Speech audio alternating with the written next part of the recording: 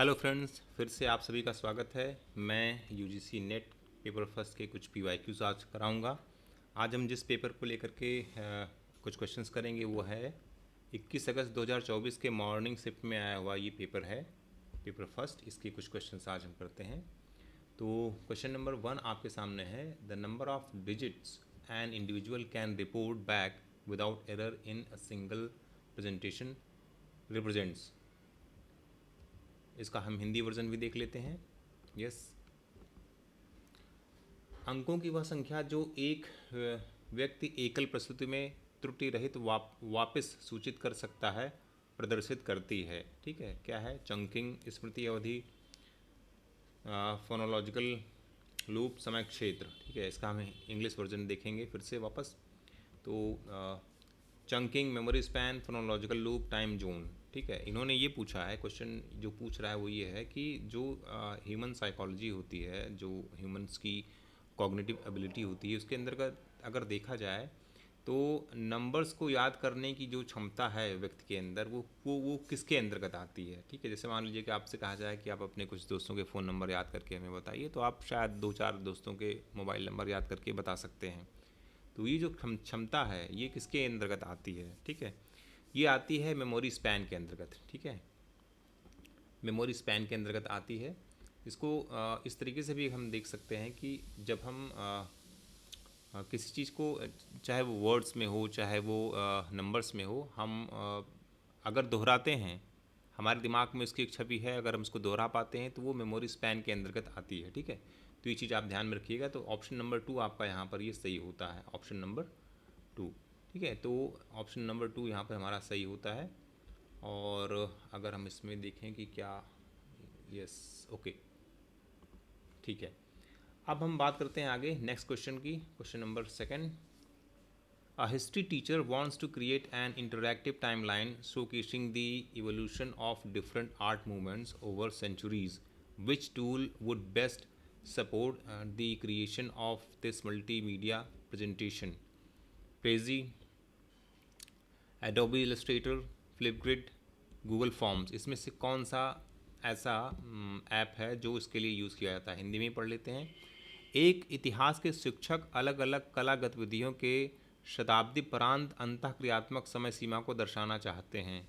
निम्न कौन सा उपकरण मल्टीमीडिया प्रस्तुति की रचना में सबसे अधिक सहायक होगा? अगेन हिंदी इसका बहुत क्लिष्ट है।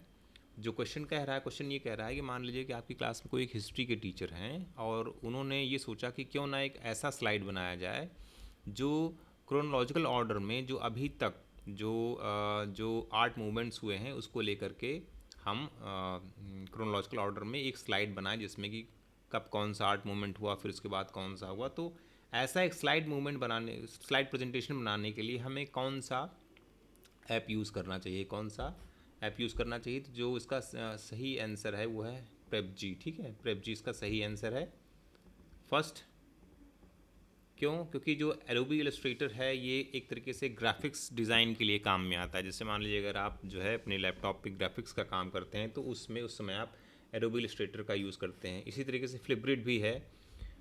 गूगल फॉर्म्स क्या है? गूगल फॉर्म्स आप तब यूज़ करते हैं जब आपको कहीं कुछ चीज़ रजिस्टर करना होता है ऑनलाइन। जैसे मान लीजिए कि आप कहीं किसी सेमिनार में अपना रजिस्ट्रेशन कराना चाहते हैं तो उसके लिए एक गूगल फॉर्म होता है, वो लिंक के द्वारा खुल जाता है, जिसमें आप अपना नाम, ईमेल, फ़ोन नंबर वगैरह लिख करके आप उसमें अपना रजिस्ट्रेशन कर सकते हैं।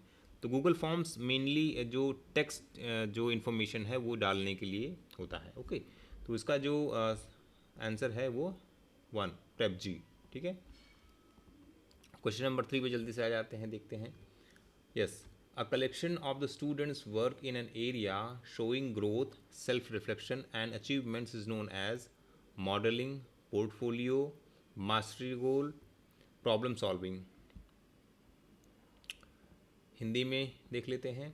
एक क्षेत्र में विद्यार्थी के काम का संकलन जो कि उसकी आत्मचिंतन और उपलब्धियां दिखाए को निम्न में से क्या कहते हैं? अगेन इसका जो हिंदी ट्रांसलेशन है बहुत क्लिष्ट है। इसको समझिए कि ये क्वेश्चन ये कह रहा है कि कोई एक छात्र है, ठीक है, उसका जो अभी तक का जितना काम रहा है, उसने जो पढ़ाई लिखाई की है, उसने जो अचीवमेंट ली हैं, जिसका जो उसके जितने भी टेस्टिमोनियल्स हैं, ठीक है, चाहे कुछ भी हो, उसका उसका रिज़ल्ट हो या पेपर में छपी हुई कोई घटना हो, कोई सेमिनार का सर्टिफिकेट हो, अगर उसको उसको प्रेजेंट करना है किसी के समक्ष, ठीक है, अपनी अचीवमेंट को बतलाना है कि ये मेरी अचीवमेंट्स हैं, तो उसके लिए क्या बेहतर होगा? क्या मॉडलिंग बेहतर होगा, पोर्टफोलियो बेहतर होगा, मास्टरी गोल बेहतर होगा, या प्रॉब्लम सॉल्विंग होगा? मॉडलिंग का मतलब किसी चीज़ को मॉडल के द्वारा समझाना, ठीक है, जैसे कि अगर मान लो कि तुम्हारे यहाँ हाइड्रो इलेक्ट्रिक प्लांट है, उसको अगर तुमको समझाना होगा तो हाइड्रो इलेक्ट्रिक प्लांट का तुम एक मॉडल बना करके ले जाओगे छोटा सा, ठीक है, और उसके द्वारा उसको समझाओगे। लेकिन यहाँ पर बात हो रही है किसी व्यक्ति की, जो उसकी जो अपनी पर्सनल जो अचीवमेंट हैं, किसी के सामने उसको प्रेजेंट करने के लिए कौन सा तरीका बेहतर होगा? तो पोर्टफोलियो होता है, ठीक है, पोर्टफोलियो। पोर्टफोलियो में आप वो चीज़ें बताते हैं कि जो आपके अचीवमेंट्स हैं, आपकी जो अच्छाइयाँ हैं, आपके जो प्रोज हैं, वो सारी चीज़ें आप उसमें बताते हैं। तो पोर्टफोलियो इसके लिए बेहतर ऑप्शन है। तो ऑप्शन नंबर 2 क्वेश्चन नंबर 3 का सही हो जाएगा, ठीक है। इसकी ये हिंदी में भी हमने देखा था, प्रतिरूपण, पत्राधान, प्रभुत्व उद्देश्य, समस्या निवारण, ये बहुत इसके क्लिष्ट जो है ट्रांसलेशन है। तो हिंदी और इंग्लिश थोड़ी चीज़ों को हम लोग समझ के चलेंगे। क्वेश्चन नंबर आपका जो है अगला नेक्स्ट 4, ये कहता है कि लिस्ट 1 लिस्ट 2 आपको दिया गया है, इसको आपको मैच करना है। अब इसमें दिया गया है स्वयं प्रभा चैनल नंबर दिया गया है और उसकी थीम दी गई दूसरी लिस्ट में। तो आपको चैनल नंबर और उसकी थीम के अकॉर्डिंग सबको जो है मैच करना है। तो चैनल नंबर जैसे हो गया 3 प्रबोध हो गया, चैनल नंबर 4 सारस्वत हो गया, चैनल नंबर 5 प्रबंधन हो गया, चैनल नंबर 6 विधिक हो गया। ये सारे ऑप्शंस तो मुझे याद नहीं, लेकिन हम इसमें से 2 ऑप्शन हमें याद हैं, हम उनको बहुत अच्छी तरीके से कर सकते हैं। चैनल नंबर 5 जो प्रबंधन दिया गया है, जाहिर सी बात है वो मैनेजमेंट से रिलेट करेगा। तो आप यहाँ पे देखिए कि information communication and management studies जो है यहाँ पे दिया हुआ है, तो ऑप्शन सी का 2 यहाँ पे मैच करेगा। प्रबंधन जो है वो आपको मैनेजमेंट सिखाता है, ठीक है, मैनेजमेंट स्टडीज़ प्रबंधन चैनल के अंतर्गत आएगा, तो सी का हो जाएगा 2। और डी है क्या, विधिक, ये आ जाएगा आपका किस, लीगल स्टडी से रिलेटेड चीज़ें आ जाएंगी। विधिक का मतलब जो लॉ वाली चीज़ें हैं, जो उससे संबंधित चीज़ें हैं, वो इसके अंतर्गत आ जाएंगी। लॉ एंड लीगल स्टडीज आ जाएगा D3 एंड C2। हम देख लेते हैं D3 एंड C2 किस में है। D3 and C2 option number 3 में है, ठीक है, यस। तो हमारा ऑप्शन नंबर 3 यहाँ पे सही हो जाता है। मूव करते हैं नेक्स्ट क्वेश्चन की ओर।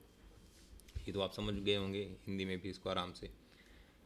क्वेश्चन नंबर 5 है हमारे सामने। ये दिया है 2 लिस्ट, इसमें एक लिस्ट में टर्म दिया गया है, दूसरे लिस्ट में उस टर्म की मीनिंग दी गई है। तो हमें हर एक टर्म को उसकी रियल मीनिंग के अकॉर्डिंग मैच कराना है। पहला दिया गया है डिसीजन मेकिंग, फिर कंफर्मेशन बायस, फिर है बिलीफ परसिवरेंस, और फिर है ओवर कॉन्फिडेंस बायस, ठीक है। इसमें से जाहिर सी बात है इस टर्म में कुछ चीज़ें हो सकता है कि हमें इस समय न याद हों, लेकिन कुछ चीज़ें याद हैं, तो हम उसी से क्वेश्चन को सॉल्व कर सकते हैं। उसका एक तरीका है।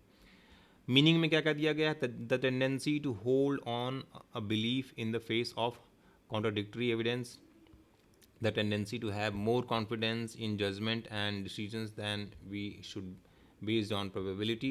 ठीक है, इसको हिंदी में भी देखते हैं, थोड़ा सा ये लेंदी है। तो क्या दिया गया है, पारिभाषिक शब्द दिए गए हैं, उसके अर्थ दिए गए हैं। निर्णय लेना, पुष्टि पूर्वाग्रह, प्रतीति अध्यावसाय, अति विश्वास पूर्वाग्रह, ठीक है, व्याघाती सबूत के विषय में प्रतीति, पकड़ने की प्रवृत्ति, संभाव्यता पर आधारित निर्णयों और फैसलों पर अपेक्षाकृत अति विश्वास की प्रवृत्ति, सूचना ढूंढकर उसका प्रयोग जो कि हमारे विचारों को अस्वीकार करने के बजाय उनका समर्थन करे, और चौथा है विकल्पों का मूल्यांकन और उनमें से चुनाव करना, ठीक है। तो इन दोनों में जो लिस्ट हैं, दोनों लिस्ट हैं, उनमें जो ऑप्शन जो भी तक हमें सबसे जल्दी समझ में आया और जो जो सबसे आसान है हमारे लिए, पहला आप देखिए डिसीजन मेकिंग क्या है। आपको कहा जाता है ना कि डिसीजन मेकिंग आपकी स्ट्रांग है या आपकी वीक है डिसीजन मेकिंग। डिसीजन मेकिंग का मतलब ये होता है कि जो ऑप्शंस आपके पास अवेलेबल हैं, उन ऑप्शंस में आपने ये एक कंपैरेटिव स्टडी किया कि ये ऑप्शन मेरे लिए ऐसा है, ये ऑप्शन मेरे लिए ऐसा है, और इसमें हमने ये कंपैरेटिव स्टडी किया और देखा कि कौन सा ज़्यादा बेहतर रहेगा। तो जो डिसीजन मेकिंग होता है वो डायरेक्ट कनेक्ट होता है evaluating alternatives and making choice among them. आपका ए जो है वो डायरेक्ट कनेक्ट होगा, A4 से कनेक्ट होगा सीधे सीधे। अब आप देखिए यहाँ पे A4 कौन सा ऑप्शन आ रहा है, यहाँ पर ऑप्शन नंबर 3, ठीक है। अगर मान लीजिए 1 2 और ऑप्शन होते जिसमें का 4 दिया गया होता तो हम और थोड़ा सा और ऑप्शंस को लेकर के थोड़ा सा उसको डिफाइन करने की कोशिश करते हैं, लेकिन क्योंकि हमारा आंसर यहाँ पे मिल चुका है एक थर्ड, क्वेश्चन नंबर 5 का जो ऑप्शन है वो है थर्ड। ठीक है, तो नेक्स्ट हम मूव करते हैं क्वेश्चन नंबर 6 की तरफ। विच of the following research approaches suggest that theory is an outcome of research. जाहिर सी बात है आप सब ने डिडक्टिव अप्रोच और इंडक्टिव अप्रोच के बारे में सुना होगा। ठीक है, डिडक्टिव इंडक्टिव के बारे में आपने जो है चीज़ों को जाना समझा होगा। ठीक है, तो इसको इस तरीके से समझ लेते हैं कि जो डिडक्टिव अप्रोच होता है, ठीक, डिडक्टिव अप्रोच क्या है? डिडक्टिव अप्रोच मैक्सिमम आपका यूज़ होता है किसमें? क्वांटिटेटिव एनालिसिस में, क्वांटिटेटिव स्टडी में यूज़ होता है।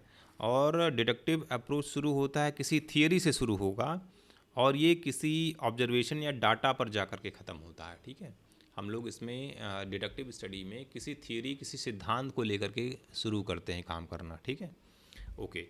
जबकि इसके अपोजिट जो होता है इंडक्टिव स्टडी में, इंडक्टिव स्टडी या जिसको आप बोलते हैं आगमनात्मक उपागम, ठीक है, इसमें क्या होता है? इसमें हम ऑब्जर्वेशंस को लेकर के, डेटा को लेकर के चलते हैं, फिर उस डेटा को एनालाइज करते हैं, फिर उस डेटा को एनालाइज करने के बाद हम उसको मतलब जो उसका प्रोसेस है वो करने के बाद हम लास्ट में हम किसी थियरी, किसी सिद्धांत तक पहुंच पाते हैं। ठीक है, तो यहाँ सीधे सीधे क्वेश्चन बहुत आसान सा है, निम्न कौन सा शोध अभिगम यह दर्शाता है कि सिद्धांत शोध का परिणाम है।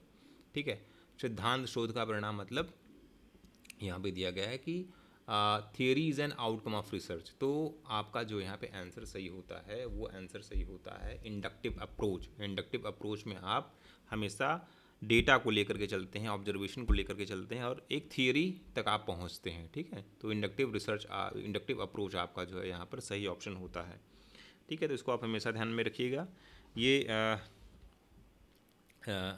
थियरी को जनरेट करने के लिए होता है इंडक्टिव अप्रोच, और डिडक्टिव अप्रोच जो होता है वो थियरी को टेस्ट करने के लिए होता है। ठीक है, तो हमारा जो ऑप्शन सही हो जाता है वो हमारा ऑप्शन सही हो जाता है ऑप्शन नंबर 2। ओके, यहाँ पर। और नेक्स्ट मूव करते हैं जल्दी से, क्वेश्चन नंबर 7 की ओर चलते हैं। When the sample has been randomly selected which among the following may be expected in cross sectional research design. दो यहाँ पर जो कीवर्ड्स हैं, पहला तो दिया गया है कि रैंडमली सिलेक्टेड, क्या सैम्पल्स को अगर रैंडमली सिलेक्ट किया जाए, एक चीज़ ये है आपके सामने, सैम्पल्स को अगर रैंडमली सिलेक्ट किया जाए, और दूसरा क्या कह रहा है, क्रॉस सेक्शनल रिसर्च डिज़ाइन।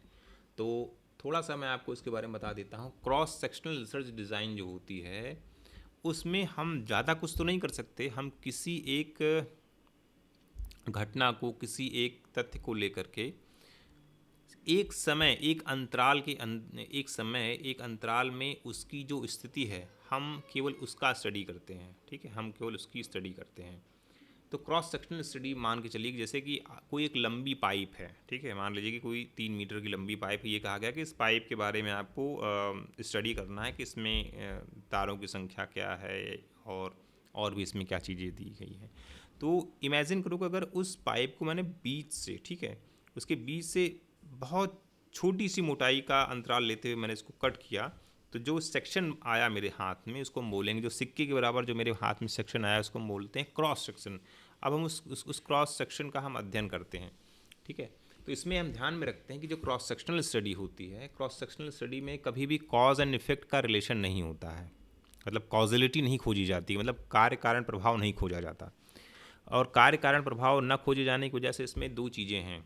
एक तो ये है कि इसकी जो एक्सटर्नल वैलिडिटी होती है वो स्ट्रांग होनी चाहिए। एक्सटर्नल वैलिडिटी का क्या मतलब हो गया कि जो हमारी स्टडी में जो हमने दो वेरिएबल लिए, इंडिपेंडेंट वेरिएबल और डिपेंडेंट वेरिएबल, तो इंडिपेंडेंट वेरिएबल को प्रभावित करने वाले अगर सब्सटेंसेस को हमने अगर बिल्कुल कंट्रोल करके रखा है, ठीक है, कि हम जो ऑब्जर्वेशन करने जा रहे हैं उसमें किसी भी तरीके का एडल्ट्रेशन, बाहर का कोई तत्व नहीं कर सकता है, तो हम उसमें बोलते हैं स्ट्रॉन्ग एक्सटर्नल वैलिडिटी होती है। तो क्रॉस सेक्शनल अप्रोच में जो है हमेशा ध्यान में रखा जाता है कि जो स्ट्रॉन्ग एक्सटर्नल वैलिडिटी है वो होनी चाहिए। ठीक है, स्ट्रॉन्ग एक्सटर्नल वैलिडिटी होनी चाहिए।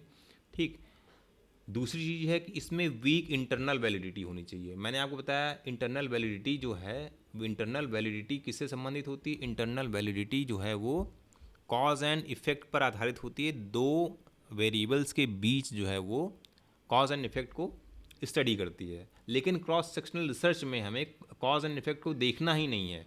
तो इसके लिए हमें कोई स्ट्रॉन्ग इंटरनल वैलिडिटी होने की ज़रूरत की कोई आवश्यकता नहीं है। वीक इंटरनल वैलिडिटी होना पर्याप्त है इसके लिए, क्रॉस सेक्शनल रिसर्च डिज़ाइन के लिए, ठीक है।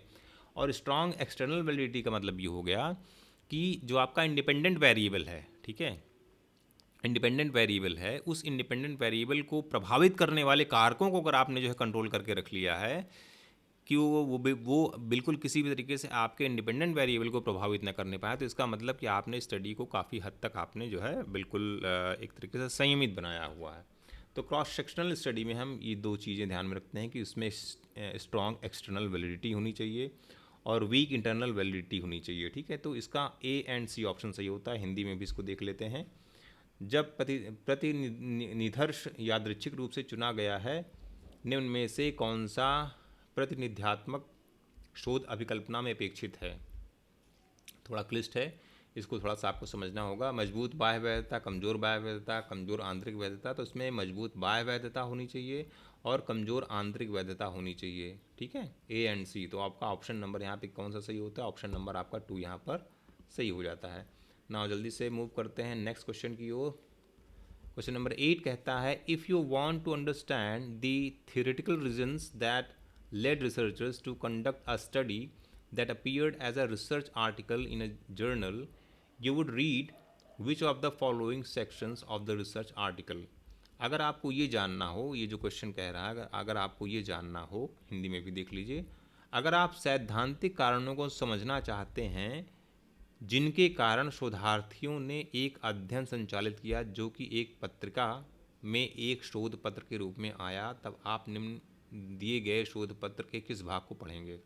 ठीक है, मतलब किसी शोध पत्र के सैद्धांतिक भाग को अगर जानना हो, सैद्धांतिक भाग का क्या मतलब हो गया? इन्होंने यहाँ पे देखिए जो कीवर्ड लिखा हुआ है यहाँ पर, to understand the theoretical reasons that led researchers to conduct a study that appeared as a research article in journal, ठीक है।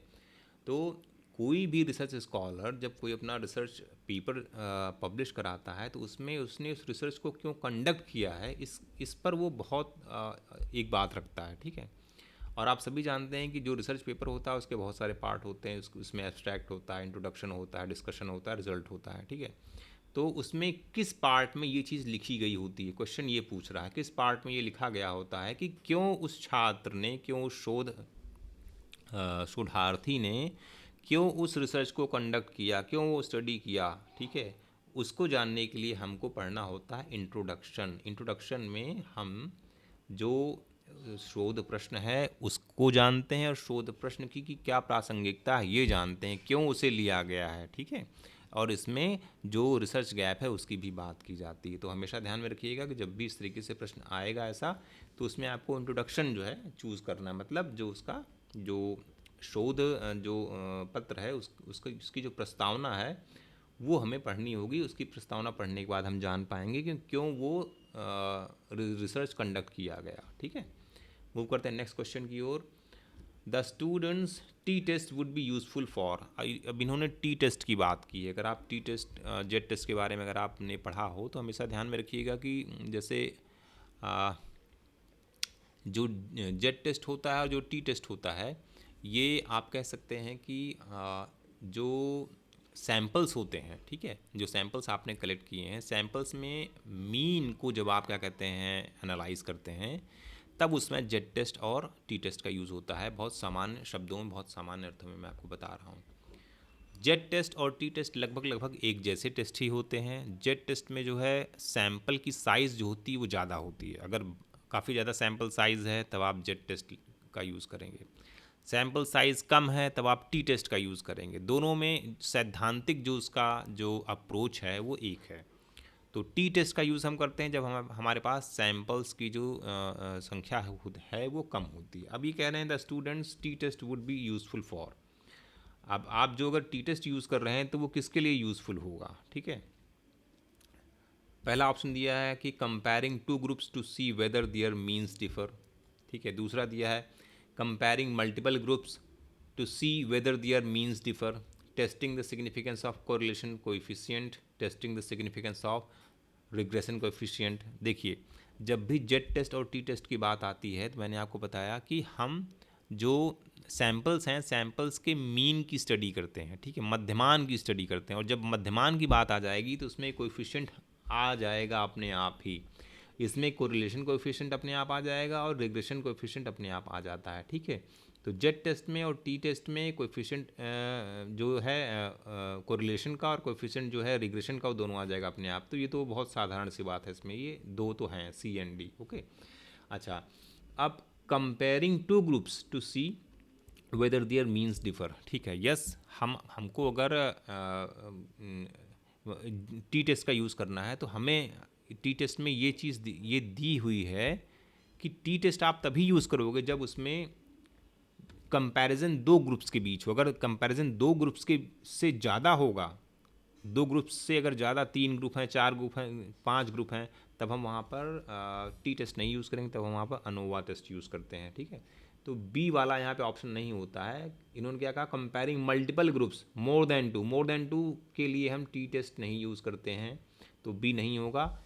ए सी एंड डी आपका जो ऑप्शन है ये सही हो जाता है, ठीक है। तो ऑप्शन नंबर आपका 3 यहाँ पे सही है। नाउ मूव करते हैं नेक्स्ट क्वेश्चन की ओर जल्दी से। Identify the probability sampling techniques. Probability sampling techniques के बारे में इन्होंने पूछा है। आप सभी जानते हैं कि probability sampling, non probability sampling, दो तरीके की सैम्पलिंग्स होती हैं जिनका हम यूज़ करते हैं अपनी स्टडी में। तो प्रोबेबिलिटी सैम्पलिंग टेक्निक्स में कौन कौन सी चीज़ें आ रही हैं? 4 ऑप्शन दिए हैं। Simple random sampling, snowball sampling, stratified random sampling और कन्वीनियंस सैम्पलिंग, ठीक है। हिंदी में भी साधारण यादृच्छिक प्रतिचयन, हिमकंदुक प्रतिचयन, स्तरीय यादृच्छिक प्रतिचयन और सुविधाजनक प्रतिचयन। तो प्रोबेबिलिटी सैम्पलिंग में जो सैम्पलिंग्स आती हैं वो हो गई, एक आपके पास सिंपल रैंडम सैम्पलिंग हो गया, दूसरा हो गया स्ट्रेटिफाइड रैंडम सैम्पलिंग हो गया, ठीक है। स्ट्रेटा बना करके हम सैम्पलिंग्स को जो है लेते हैं। लेकिन स्नोबॉल सैम्पलिंग और कन्वीनियंस सैम्पलिंग किस में आएगा? ये आएगा नॉन प्रोबेबिलिटी सैम्पलिंग में, ठीक है। तो स्नोबॉल सैम्पलिंग और कन्वीनियंस सैम्पलिंग जो है वो नॉन प्रोबेबिलिटी सैम्पलिंग के अंतर्गत आता है, इसलिए सीधी सीधी इसका आंसर ए हो जाएगा एंड सी हो जाएगा। तो ए एंड सी किस में है? ए एंड सी है हमारा ऑप्शन नंबर 3 में। 3, ऑप्शन नंबर 3 हमारा सही हो जाता है। नेक्स्ट मूव करते हैं क्वेश्चन नंबर 11 में, ओके। यस, हाँ 11 में मूव करते हैं। Description of actual words written और spoken use to tell a story and images और pictures come under the category of, ठीक है। ये क्वेश्चन जो है थोड़ा सा जो कन्वेंशनल क्वेश्चंस हैं उनसे बिल्कुल थोड़ा सा हट करके है। क्या है इसका हिंदी, ये भी देख लेते हैं। किसी कहानी और बिंबों या प्रतिबिंबों का चित्रण करने के लिए प्रयोग किए गए लिखित या मौखिक वास्तविक शब्दों का वर्णन निम्नलिखित श्रेणी में आता है: परिचर्चा, घटना, विधि, प्रदर्शन, निष्पादन, ठीक है। ठीक है, तो इसमें ये जो चीज़ आपके सामने है यहाँ पर, इसमें जब भी बात की जाएगी एक्चुअल वर्ड्स की, written, spoken, use to tell a story, ठीक है, किसी कहानी को कहने के लिए, ठीक है, किसी नैरेटिव को कहने के लिए, एक्सप्लेन करने के लिए आप जिन चीज़ों को यूज़ करते हैं उसमें मैक्सिमम जो चीज़ें हैं वो डिस्कोर्स के अंतर्गत आती हैं। इस डिस्कोर्स क्यों? डिस्कोर्स का मतलब ही होता है, आप देखिए यहाँ हिंदी में क्या लिखा है, परिचर्चा। अब यहाँ पर इन्होंने कहा ही है खुद, किसी कहानी और बिंबों या प्रतिबिंबों का चित्रण करने के लिए प्रयोग किए गए लिखित या मौखिक वास्तविक शब्दों का वर्णन निम्नलिखित श्रेणी में आता है। तो जब आप परिचर्चा करते हैं तो परिचर्चा करने में किसी विषय के संदर्भ में आप बहुत सी चीज़ों को आप जो है एनालाइज करते हैं, बहुत सी चीज़ों को आप खोजते हैं, ठीक है। तो यहाँ पर जो सही ऑप्शन है वो डिस्कोर्स है। Event, law and performance. Event, law and performance में आप देखिए यहाँ पर घटना, विधि और प्रदर्शन। घटना का मतलब हो गया कि सिर्फ किसी घटना का उल्लेख करना, ठीक है। लेकिन कहानी के बिंब और प्रतिबिंब की जब बात आएगी, ठीक है, तो उसमें आपको उसमें इन डेप्थ स्टडी करनी पड़ेगी, एक परिचर्चा करनी पड़ेगी। तो यहाँ पर डिस्कोर्स उसके लिए सही ऑप्शन है। मूव करते हैं क्वेश्चन नंबर 12 की ओर। The general context of communication is known as communication. अच्छा, इन्होंने कम्युनिकेशन के बिल्कुल जनरल कॉन्सेप्ट पे बात किया है कि जो सामान्य सा क्या कहते हैं कॉन्टेक्स्ट है, संदर्भ है कम्युनिकेशन का, वो क्या है। हिंदी में भी देख लेते हैं। संप्रेषण का सामान्य संदर्भ निम्नलिखित रूप में जाना जाता है: स्थिति संप्रेषण, अवस्था संप्रेषण, क्रियाकलाप संप्रेषण, परंपरागत संप्रेषण। ठीक है, तो इसको हम देखेंगे यहाँ पर। Situation, position, practice, convention. यहाँ पर जो इसकी बात की गई, यहाँ पर सिचुएशन के लिए, सिचुएशन का आप यहाँ पे ध्यान रखिए कि सिचुएशन जो है वो डिपेंड करती है सोशल सिचुएशन पर, जिसमें कि समाज की वो सारी चीज़ें आ जाती हैं। तो the general context of communication, communication का मतलब ये हो गया कि भाई एक आदमी से दूसरे आदमी तक बात पहुंचाना, एक व्यक्ति से कई व्यक्तियों तक बात पहुंचाना, तो ये जो प्रोसेस है कम्युनिकेशन का है। तो जब तक ये इसमें सोशल चीज़ें नहीं इन्वॉल्व होंगी, तब तक ये पूरी तरीके से कम्युनिकेशन के अंतर्गत नहीं आएगा। ठीक है, तो कम्युनिकेशन में कोई ज़रूरी नहीं कि दो ही आदमी, कम्युनिकेशन एक के बरक्स कई कई व्यक्तियों का हो सकता है। तो यहाँ पे सिचुएशन, सिचुएशन जो है ये सोशल, एक्चुअल में इसको सोशल सिचुएशन लिखना ज़्यादा सही होता। ठीक है, तो यहाँ का जो ऑप्शन सही हो रहा है वो ऑप्शन नंबर 1 सही हो रहा है। अब हम मूव करते हैं नेक्स्ट क्वेश्चन की ओर। Which are the following are essential elements of mass communication. अब इन्होंने कहा है कि मास कम्युनिकेशन के लिए कौन से जो एलिमेंट्स हैं वो एसेंशियल हैं। मास कम्युनिकेशन का मतलब क्या हो गया कि मास कम्युनिकेशन में जब कई सारे व्यक्तियों को मिला करके कम्युनिकेशन होता है। ठीक है, जैसे मैं अभी आप सभी से जो है बात कर रहा हूँ, मैं माइक के द्वारा बोल रहा हूँ, तो हो सकता है कि मेरी आवाज़ को बहुत सारे लोग सुन रहे हों। ठीक है, इसी तरीके से रेडियो पे अगर कोई चीज़ प्रसारित होती है, टेलीविज़न पे कोई चीज़ प्रसारित होती है, तो वो प्रसारित होती है एक जगह से। एक टेलीविज़न एंकर किसी चीज़ के बारे में बोलता है, लेकिन देश में लगभग लाखों लोग उसकी न्यूज़ को सुन रहे होते हैं।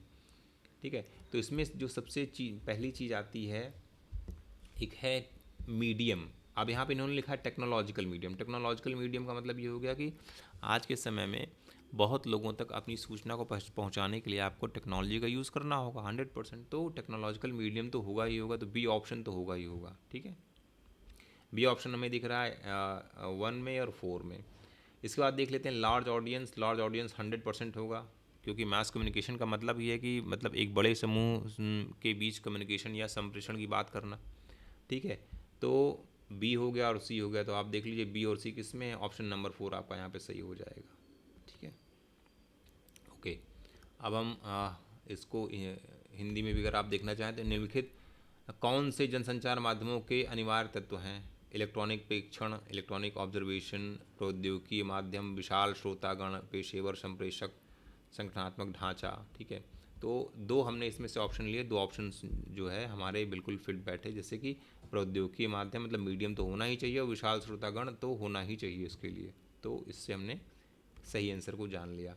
विच are the following in communication are the rhetorical structure.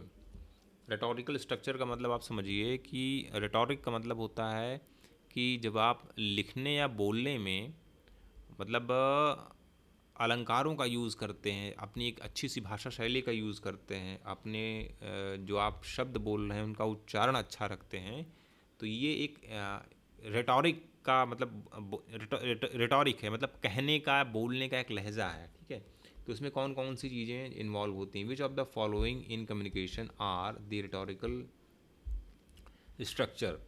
ठीक है, कम्युनिकेशन में जो रिटोरिकल स्ट्रक्चर है इसमें से क्या क्या चीज़ें आएंगी? ठीक है, देखिए पैरा लैंग्वेज का मतलब ये हो गया, पैरा लैंग्वेज का मतलब है ये कि इसमें कह सकते हैं नॉन वर्बल होता है। पैरा लैंग्वेज का मतलब हो गया नॉन वर्बल। पैरा लैंग्वेज जैसे कि बोलते समय, गाते समय किसी आदमी की पिच जो होती है, हाई पिच पे गा रहा है, लो पिच पे गा रहा है, बोलने का लहजा गुस्से में बोल रहा है या क्या कहते हैं बहुत शांत उससे बोल रहा है, शांत मन से बोल रहा है। तो ये जो लहजा है, ठीक है, ये जो प्रकार है, पिच हो गया, लाउडनेस हो गया, ये पैरा लैंग्वेज के अंतर्गत आता है। ये नॉन वर्बल होता है।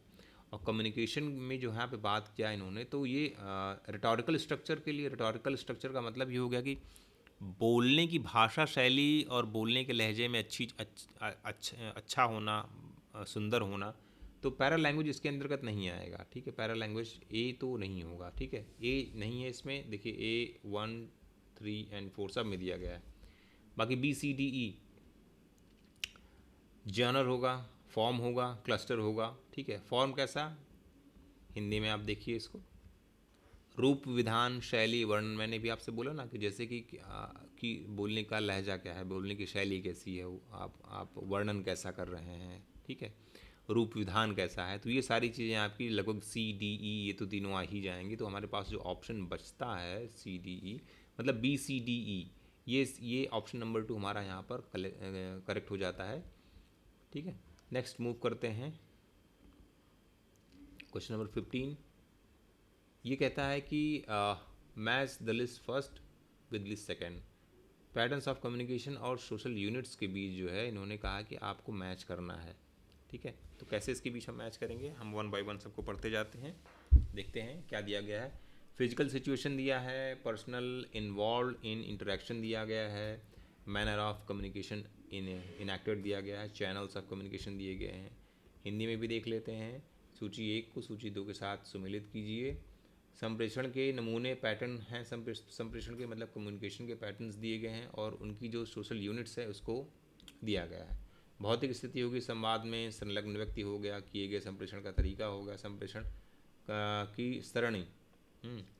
अब इसमें क्या है कि इसमें कई सारे ऑप्शन जो है, हो सकता है कि हमारे दिमाग में उनको लेकर के थोड़ा सा ये हो जाए कि एक कन्फ्यूज़न क्रिएट हो। लेकिन हम यहाँ पे क्या करेंगे, जो सबसे आसान ऑप्शन है पहले इसको हम देखते हैं।